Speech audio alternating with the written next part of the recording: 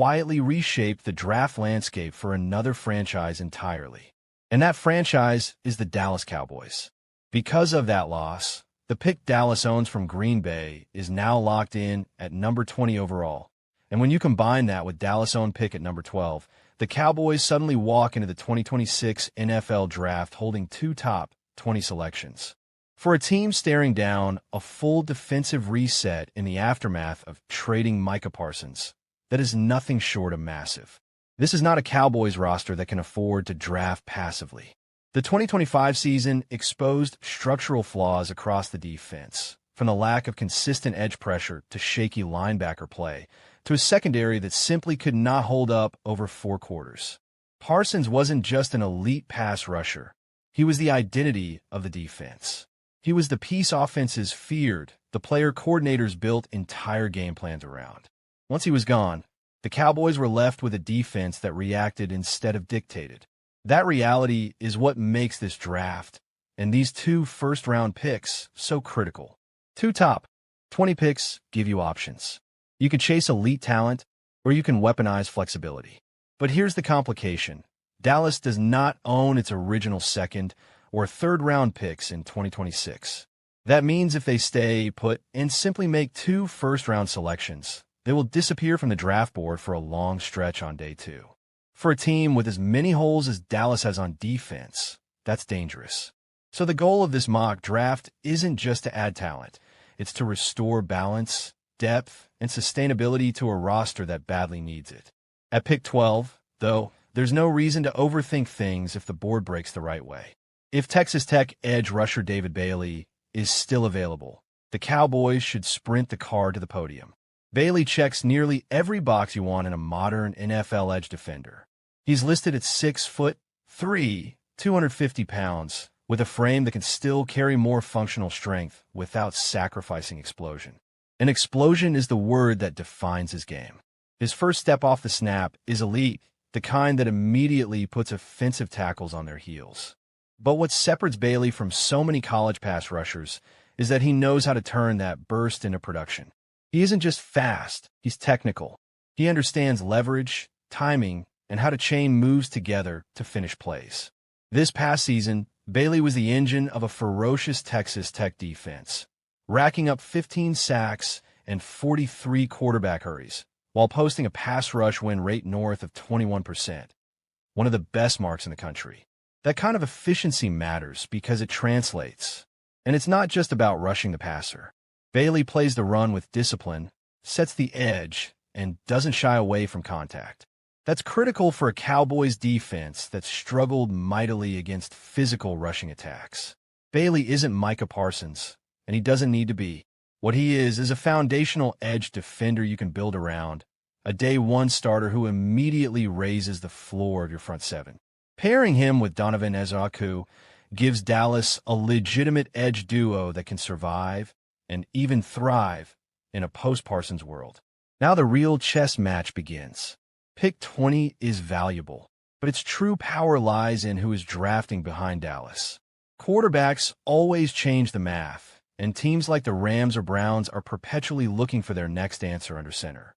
If one of those teams falls in love with a prospect like Ty Simpson or Trinidad Chambliss, Dallas suddenly becomes the gatekeeper. That's leverage, and smart teams use leverage to fix multiple problems at once. In this mock scenario, the Cowboys trade back from pick 20 to pick 29 with the Los Angeles Rams, embracing the reality that this is a roster that needs bodies just as much as it needs stars. The trade down accomplishes several things at once.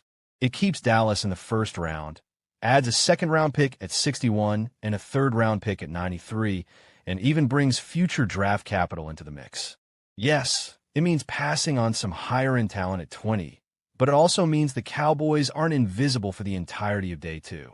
And when you're trying to rebuild a defense that has holes at linebacker, corner, and safety, that matters more than chasing one more flashy name. At pick 29, Dallas turns its attention to the heart of the defense and selects Georgia linebacker C.J. Allen. This is a pick that won't dominate headlines, but it absolutely addresses a glaring weakness. Allen comes from one of the most pro-ready defensive systems in college football, And over the past 3 seasons, he's logged more than 1,500 defensive snaps against top-tier competition. What stands out immediately is his run defense. Allen diagnoses plays quickly, takes clean angles, and closes downhill with real violence. His football IQ shows up consistently in his run fits, and that's something Dallas sorely lacked in 2025. Allen isn't a finished product. His coverage instincts and blitz timing still need refinement, and he's not yet the kind of linebacker offenses fear in space. But the tools are there. The athleticism is there. And when you pair him with a healthier DeMarvion Overshown, you suddenly have a linebacker duo that can actually control the middle of the field instead of being targeted. This is about stabilizing the defense, not just chasing splash plays. With pick 61, the Cowboys move to the secondary and select Keone Scott out of Miami. The defensive backroom in Dallas is overdue for a reset. Outside of Darren Bland and Siobhan Revel, there aren't many players you can confidently project as long-term pieces. Scott's path is interesting. After transferring from Auburn to Miami, he revitalized his career, showing improved discipline, confidence, and versatility. He primarily played in the slot for the Hurricanes, but his tape suggests he can line up across the formation. Scott is physical, willing in run support, and comfortable in both man and zone coverage. His frame and age might push him down draft boards, but this is exactly the type of player Dallas should be targeting. Someone who can contribute early, bring toughness to the secondary, and grow into a larger role over time. He's not just a coverage defender. He's a tone setter, and that matters for a defense trying to rediscover its identity. By the time pick 93 rolls around, Dallas sticks with his secondary and takes a swing on upside, selecting Emmanuel McNeil-Warren, the safety out of Toledo. Small school prospects always come with questions, but McNeil-Warren's production and metrics demand attention. Over the past 2 seasons, he's graded out as one of the most effective safeties in the country, allowing a passer rating under 45 in coverage and forcing incompletions at an elite rate. Those numbers don't happen by accident. McNeil-Warren has the size at 6'2", 202 pounds, and the instincts to play either safe safety spot. He reads quarterbacks well, anticipates routes, and has real ball skills. The concern, of course, is tackling. 14 missed tackles in a season is a red flag, but tackling is coachable. Coverage instincts are not. The Dallas Cowboys are officially at one of the most important crossroads they've faced in years, and it isn't about a quarterback, a draft pick, or a blockbuster trade. It's about leadership, philosophy, and whether this franchise truly understands how deep the defensive hole has become. The search for a new defensive coordinator is now fully underway, and the names coming through the doors of the Star tell a very clear story. Dallas knows it cannot afford to get this hire wrong. Over the past few days, the Cowboys have already conducted 3 interviews, speaking with Minnesota Vikings defensive pass game coordinator Durant Jones, Cleveland Browns safeties coach Ephraim Bonda, and Denver Broncos defensive pass game coordinator Jim Leonard. On the surface, those names may not jump off the page to casual fans, but they reflect a deliberate shift in thinking. These are not legacy hires. These are not splashy, brand-name coordinators being brought in for optics. These are teachers, schemers, and developers. Coaches who have worked in modern defensive systems and have been tasked with solving passing games in an era where stopping the pass is the entire ballgame. At the same time, the Cowboys did attempt to swing higher. They requested permission to interview Atlanta Falcons defensive coordinator Jeff Ulbrich, a respected defensive mind with head coaching experience and a reputation for physical, disciplined football. That request was denied. Atlanta, now searching for a new head coach after firing Raheem Morris, another potential Cowboys candidate, chose to keep Ulbrich in-house. That denial matters because it highlights the competition Dallas is facing. Good defensive coaches are not sitting around unemployed. They are either being promoted, protected, or aggressively pursued elsewhere. And that brings us to the name hovering over this entire process, Brian Flores.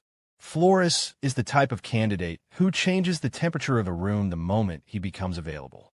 He is currently the defensive coordinator of the Minnesota Vikings, and his work there has been nothing short of remarkable. In a league that is increasingly built around spacing, tempo, and quarterback comfort, Flores has consistently found ways to disrupt timing, confuse protections, and manufacture pressure without elite personnel. His defenses are aggressive, unpredictable, and unapologetically attacking. This week is critical because Flores is now free to interview for defensive coordinator positions after completing head coaching interviews last week. That distinction matters. Flores is not looking for just any job. He is looking for the right job. And more importantly, he is likely looking for a promotion, not a lateral move. If a head coaching opportunity materializes, that will almost certainly be his priority. But if it doesn't, Dallas becomes one of the most fascinating options on the table. A high-profile franchise with immense pressure, significant resources, and a defense that is desperate for structural repair. According to Calvin Watkins of the Dallas Morning News, the Cowboys are far from finished with their search. After completing interviews with Jones, Bonda, and Leonard, the organization plans to bring in additional candidates next week. Jim Leonard, who spoke with the team on Saturday, was the final interview of the initial group, but not the final interview overall. This is not a rushed process. This is a franchise that understands the magnitude of the decision in front of it. And that magnitude becomes painfully clear when you look at the numbers. The 2025 Dallas Cowboys defense was not just bad, it was historically bad. They ranked 30th in the NFL in total defense, allowing 377 yards per game. That alone would be concerning, but the deeper you dig, the worse it gets. Dallas surrendered a league-high 60 total touchdowns. 60. That is not a schematic hiccup. That is a systemic failure. Against the pass, the Cowboys were dead last in the league. 32nd.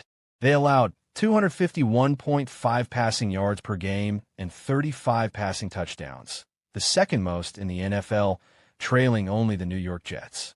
And here's the detail that makes it even more alarming. The Jets failed to record a single interception in 2025. Dallas, meanwhile, was not far behind in terms of ball production. This was a defense that couldn't cover, couldn't disguise, and couldn't take the football away. That context matters when evaluating these coaching candidates. Whoever takes over this defense is not inheriting a playoff-caliber unit that needs a few tweaks. They're inheriting a broken structure.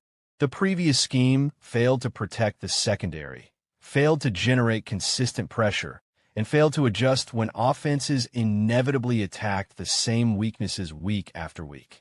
This next defensive coordinator will be tasked with rebuilding the Cowboys' defensive identity from the ground up. That's why the backgrounds of these candidates are so important. Deron Jones has experience coordinating the defensive pass game in Minnesota, working under Brian Flores, and helping implement one of the most aggressive pressure packages in the league. Ephraim Bonda has been deeply involved in Cleveland's secondary, a unit that has consistently played with discipline, physicality, and awareness. Jim Leonard, a former elite safety himself, has built a reputation as one of the smartest defensive minds in football, particularly when it comes to coverage, disguise, and communication on the back end. But Flores remains the standard bearer. If Dallas can land Brian Flores, it would signal a genuine commitment to fixing what's broken. Flores does not run passive defenses. He does not sit back and hope his corners hold up. He attacks protections, forces quarterbacks to identify pressure pre-snap, and lives with the risk that comes with aggression. For a Cowboys defense that spent all of 2025 on its heels, that philosophical shift alone would be transformative. Of course, the challenge is convincing Flores that Dallas is the right place. This is a franchise with immense expectations, constant scrutiny, and an ownership structure that is deeply involved in football decisions. Not every coach wants that environment. Flores, in particular, values autonomy and trust. If Dallas is serious about him, the pitch cannot just be about brand or resources. It has to be about alignment, about allowing him to install his system, pick his staff, and build a defense that reflects his vision. And whoever gets the job will need help. Scheme alone will not fix this defense. Personnel matters. That's why the Cowboys' position in the 2026 NFL Draft is so crucial. With 2 top 20 picks, Dallas has a chance to give its next defensive coordinator the tools he needs. An edge rusher who can win one-on-one linebackers who can actually run and tackle, and defensive backs who understand leverage and spacing. Coaching and talent must grow together. One without the other will fail. This hire is about more than replacing a coordinator. It's about deciding what the Cowboys want to be defensively in the next era. Do they want to be aggressive or reactive? Multiple or static? Do they want to dictate terms to offenses or spend another season hoping mistakes bail them out? The numbers from 2025 suggest hope is not a strategy. So as this search continues, every interview matters. Every conversation matters. Because the next offensive coordinator in Dallas will not just be calling plays. He will be tasked with restoring credibility to a defense that lost it entirely. The 2025 NFL season was supposed to be a turning point for the Dallas Cowboys, but instead, it became another chapter of disappointment. From the very beginning, things never truly clicked. The team showed flashes of talent, moments where fans believed, but those moments never lasted long enough. When the regular season ended with a 7-9-1 record and no playoff spot, it was clear that the Cowboys had once again failed to meet expectations. For a franchise with such a rich history and massive fan base, missing the playoffs is not just a bad result. It is a serious problem.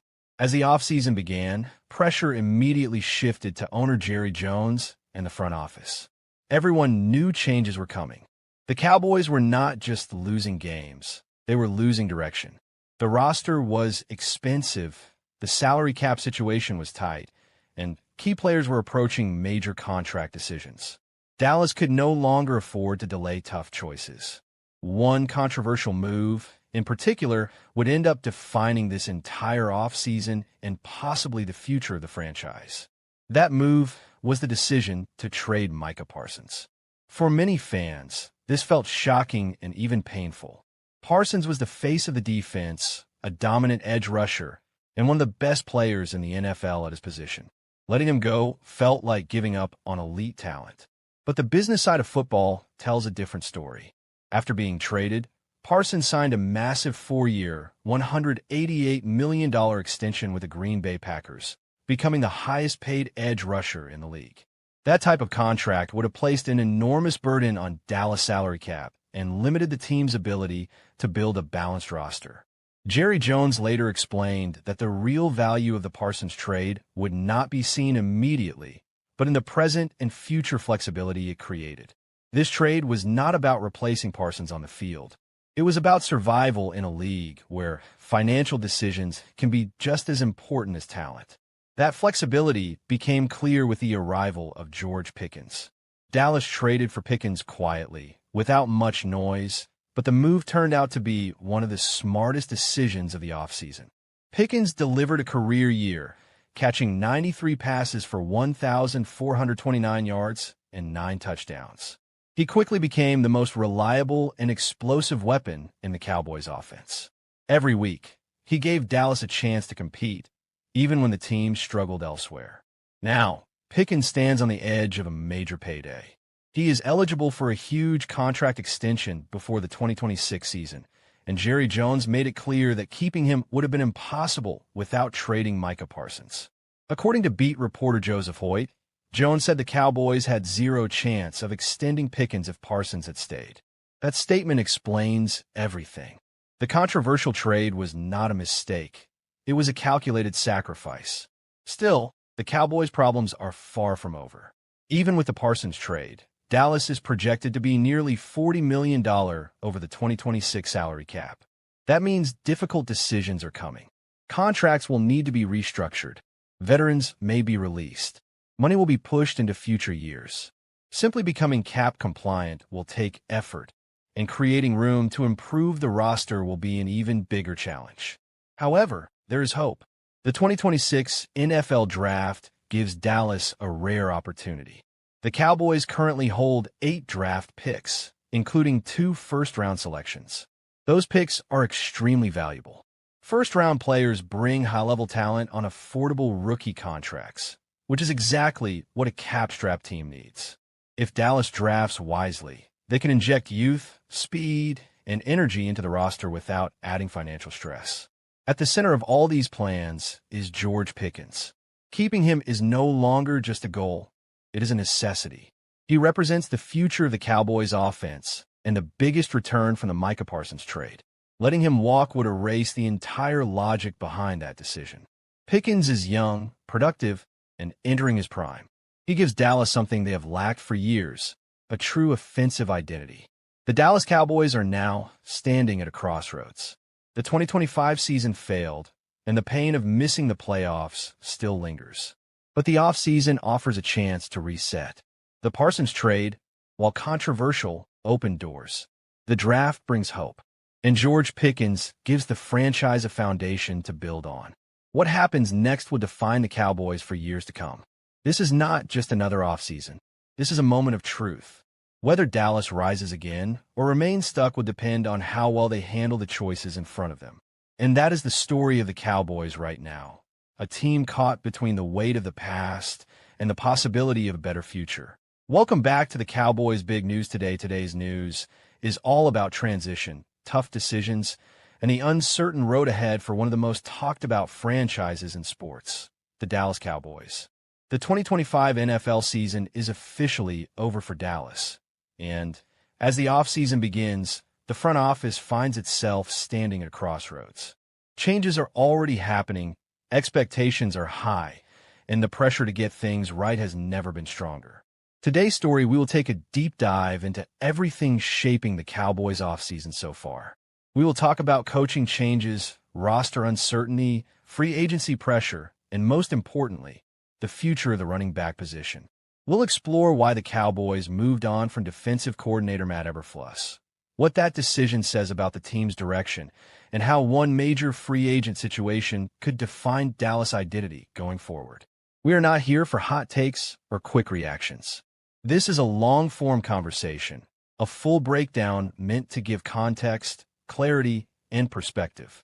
By the end of this episode, you'll understand not just what the Cowboys might do, but why these decisions matter so much.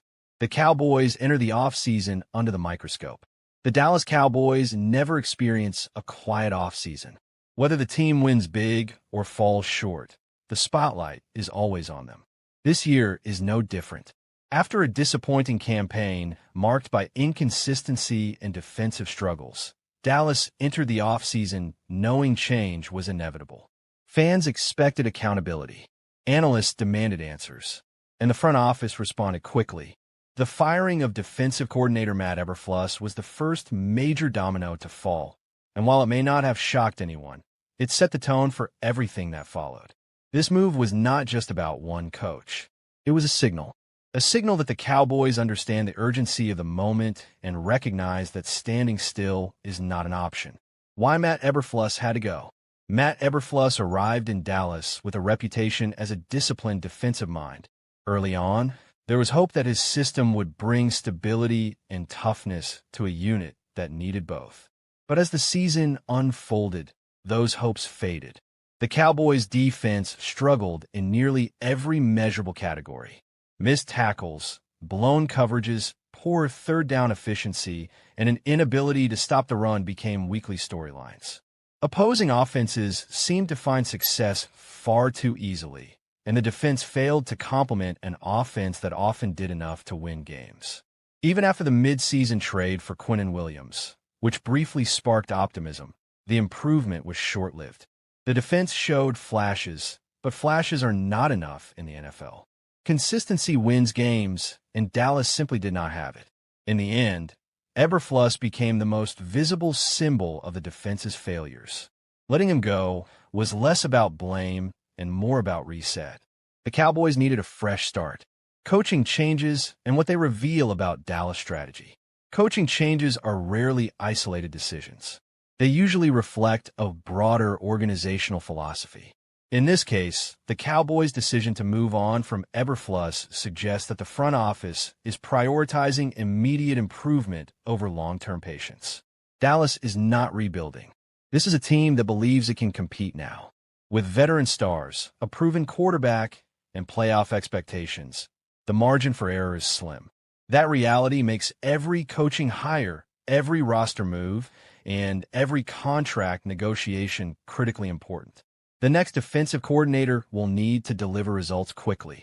There will be no long adjustment period. The Cowboys are in win-now mode, whether they admit it publicly or not. The other major question, the future of Javonte Williams. While coaching changes grab headlines, roster decisions often have a bigger impact on the field. One of the most important questions Dallas faces this offseason is whether they can retain running back Javonte Williams. Williams just completed the best season of his career. He was explosive, reliable, and productive. More importantly, he became a central part of the Cowboys' offensive identity. When Dallas needed tough yards, big plays, or a spark, Williams delivered. That kind of performance does not come cheap. And now, the Cowboys face a familiar problem: how to keep a rising star without breaking the bank. Javonte Williams' breakout season in context. To understand why Williams is so valuable, you have to look beyond raw statistics. His impact went deeper than yards and touchdowns. He gave the offense balance. He forced defenses to respect the run. He opened up play-action opportunities and took pressure off the passing game. Week after week, Williams showed vision, power, and patience. He ran with confidence and urgency, traits that are contagious in a locker room. Teammates fed off his energy, and fans quickly embraced him as a core piece of the offense. That kind of production is exactly what teams look for in free agency. And unfortunately for Dallas, they're not the only team that noticed. The financial reality of free agency. Williams played the 2025 season on a one-year, $3 million deal. That contract now looks like a bargain. With free agency approaching, his market value has skyrocketed. According to projections, Williams could command a multi-year deal worth over $20 million. That is a significant investment, especially for a team already managing multiple large contracts across the roster. This is where tough decisions come in. The Cowboys must weigh Williams' importance against their financial flexibility. Paying him means sacrificing resources elsewhere. Letting him walk means replacing a proven playmaker. Neither option is painless. Why the New York Jets are a serious threat. Analysts believe the New York Jets are one of the strongest contenders to sign Williams. The Jets have cap space, a clear need at running back, and a roster that could benefit greatly from his skill set. A projected 3-year, $20 million deal makes sense from their perspective. For Williams, it represents security and recognition. For Dallas, it represents a looming loss. If the Cowboys are unwilling or unable to match that offer, they must be ready with a backup plan that or J.K. Dobbins, a possible replacement option. If Williams leaves, the Cowboys will need another running back capable of carrying a significant workload. One name that continues to surface in discussions is J.K. Dobbins. Dobbins' career has been defined by both promise and frustration. When healthy, he is dynamic and efficient. He runs with burst and has proven he can be productive at the NFL level. However, injuries have followed him throughout his career. Missed games and shortened seasons have prevented him from securing long-term stability. That history makes him a risky option, but also a potentially affordable one. Why Dobbins fits the Cowboys situation? From a financial standpoint, Dobbins makes sense. A one-year, $5 million deal is manageable and low risk. It allows the Cowboys to replace much of Williams' production without committing long-term money. For Dobbins, Dallas represents an opportunity. A strong season behind a solid offensive line could rebuild his value and position him for a bigger contract in the future. The Dallas Cowboys officially closed the book on their season Wednesday afternoon, holding their season-ending news conference. And, as always when Jerry Jones speaks, there was a lot to unpack. Beyond the usual end-of-year reflections, one message stood out clearly. The Cowboys believe change is coming, and this time, it could be big. Jerry Jones made it clear that the organization is ready to do what he called dramatic things this offseason. And perhaps even more surprising, he openly said that finances will not stand in the way. Jones spoke honestly about the disappointment of the season and the urgency to improve immediately. He told reporters that the incentive is there to, in his own words, bust the budget, if that is what it takes to get results right now. That statement alone signals a major shift in tone for a franchise that, in recent years, has often been accused of being too cautious. According to Jones, the Cowboys are not interested in standing still. They want to be better, and they are willing to take controversial paths to make that happen. He pointed to the Micah Parsons trade as an example of the kind of bold decision the team is willing to make. That move was not made to save money or avoid competition. As Jones explained, it was done with winning in mind, even if it meant upsetting fans and inviting criticism. He emphasized that moments like this demand difficult choices, and that this offseason could bring more decisions that may not be universally popular but are designed to push the team forward.